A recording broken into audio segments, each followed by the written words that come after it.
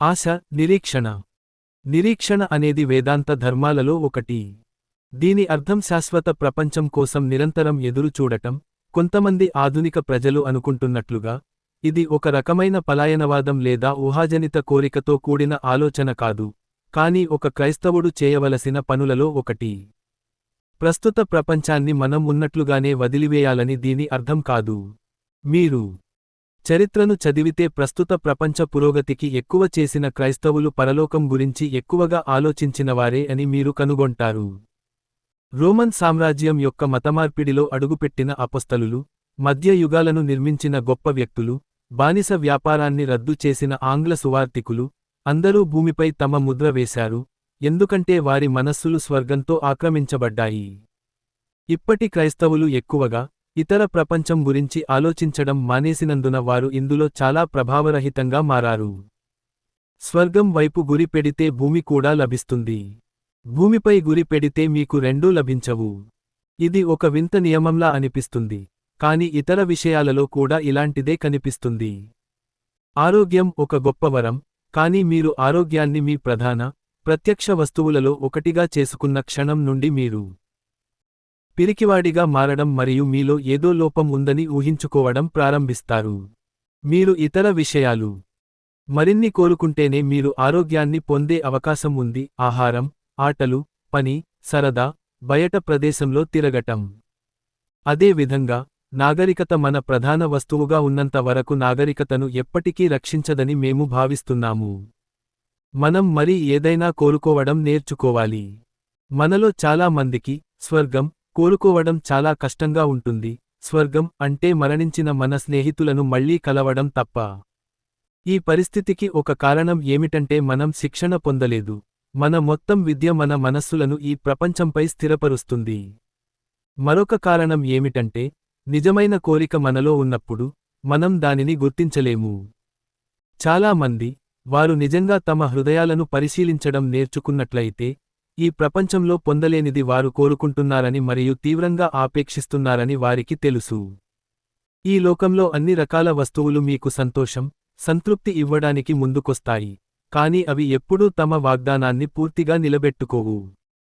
మనం మొదట ప్రేమలో పడినప్పుడు, లేదా మొదట ఏదైనా విదేశీ దేశం గురించి ఆలోచించినప్పుడు, లేదా మొదట మనల్ని ఉత్తేజపరిచే ఏదైనా విషయాన్ని నేర్చుకొన్నప్పుడు మనలో తలెత్తే కోరికలు, ఏ వివాహం, ఏ ప్రయాణం, ఏ విద్యాభ్యాసం నిజంగా తీర్చలేకపోవడం గమనిస్తారు. నేను ఇప్పుడు సాధారణంగా విజయవంతం కాని వివాహాలు, లేదా సెలవులు లేదా నేర్చుకున్న కెరీర్లు అని పిలువబడే వాటి గురించి మాట్లాడటం లేదు. నేను సాధ్యమైనంత ఉత్తమమైన వాటి గురించి మాట్లాడుతున్నాను. ఆ కోరిక యొక్క మొదటి క్షణంలో మనం ఊహించుకొన్నది ఏదో ఉంది, అది వాస్తవానికి మసకబారుతుంది. నా ఉద్దేశ్యం అందరికీ తెలుసని నేను అనుకుంటున్నాను. భార్య మంచి భార్య కావచ్చు, హోటళ్లు మరియు దృశ్యాలు అద్భుతంగా ఉండవచ్చు మరియు కెమిస్ట్రీ చాలా ఆసక్తికరమైన పని కావచ్చు, కానీ ఏదో ఒక వెలితి మనల్ని వెంటాడుతుంది.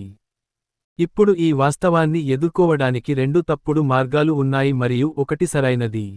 ఒకటి, మూర్ఖుల మార్గం. అతను ఆ విషయాలపైనే నిందలు వేస్తాడు. అతను తన జీవితాంతం ఆలోచిస్తూనే ఉంటాడు. అతను మరొక స్త్రీని ప్రయత్నిస్తే, లేదా మరింత ఖరీదైన సెలవులకు వెళితే, లేదా అది ఏమైనా అయితే, ఈసారి మనమందరం వెలితిగా భావిస్తున్న దానిని నిజంగా పొందుకుంటాడని భావిస్తారు. ప్రపంచంలోని చాలా మంది విసుగు చెందిన, అసంతృప్తి చెందిన, ధనవంతులైన ప్రజలు ఈ రకమైన వారు.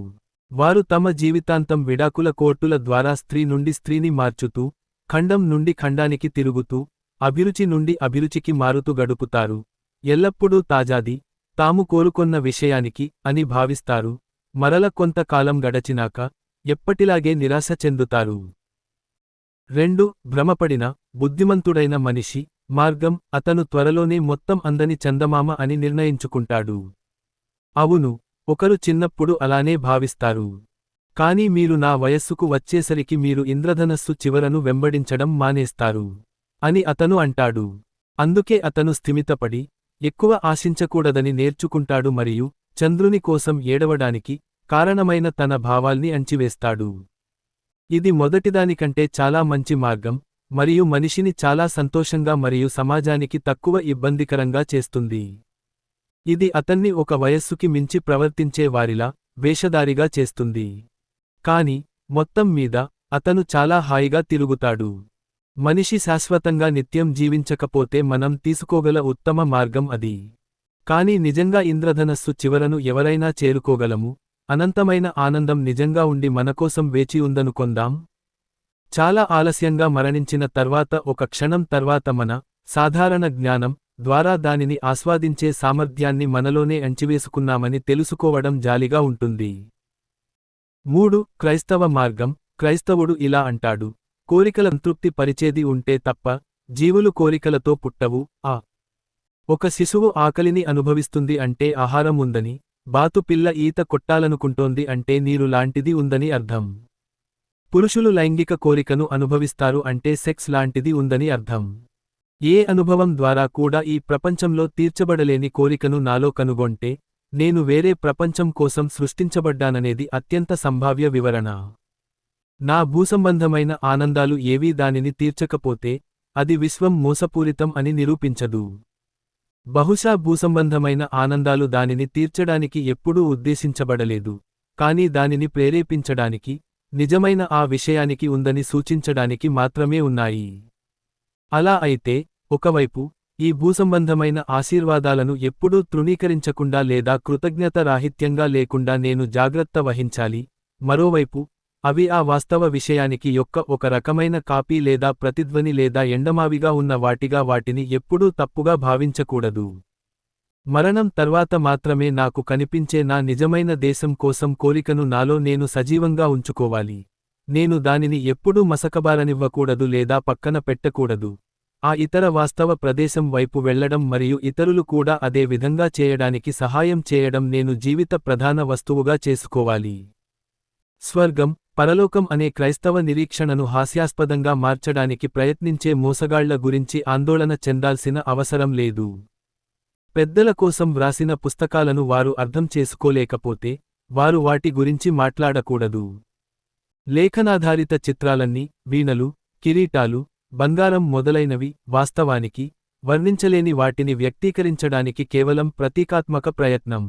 సంగీతం ప్రస్తుత జీవితంలో తెలిసిన విషయానికి కాబట్టి సంగీత వాయిద్యాలను ప్రస్తావించారు. ఇది పారవస్యం మరియు అనంతాన్ని బలంగా సూచిస్తుంది. శాశ్వతత్వంలో దేవునితో ఐక్యమైన వారు ఆయన వైభవాన్ని, శక్తిని మరియు ఆనందాన్ని పంచుకుంటారనే వాస్తవాన్ని సూచించడానికి కిరీటాలను ప్రస్తావించారు. బంగారం తుప్పు పట్టదు. బంగారం స్వర్గం యొక్క కాలాతీత తత్వాన్ని మరియు దాని అమూల్యతను సూచిస్తుంది.